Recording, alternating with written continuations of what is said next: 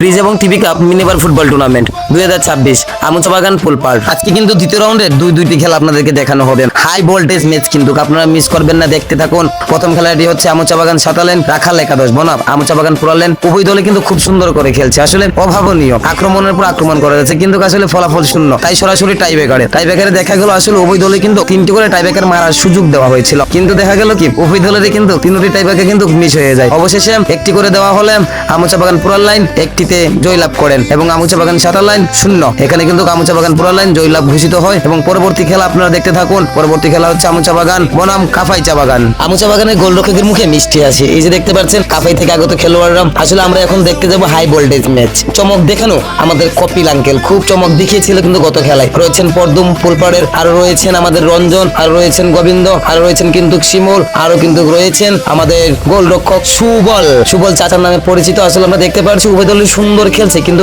আসলে আমাদের আমুচাবাগানের খেলোয়াড়রা এবং কাফাই চা বাগানের খেলোয়াড়রা খুব সুদক্ষের সহিত কিন্তু বলটিকে কেটে নিয়ে যাচ্ছে একের পর এক, কেউ কাউকে ছাড় দিচ্ছে না।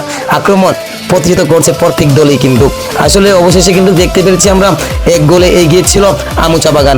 ঠিক শেষ হওয়ার মুহূর্তেই আমরা কিন্তু আরেকটি গোলের চমক দেখতে পেয়েছি আমাদের সেই কপিল উরাংয়ের কাছ থেকে। আসলে কপিল উরাং প্রত্যেকটা ম্যাচে কিন্তু আমাদেরকে হাই ভোল্টেজ চমক দেখিয়ে থাকেন, তাই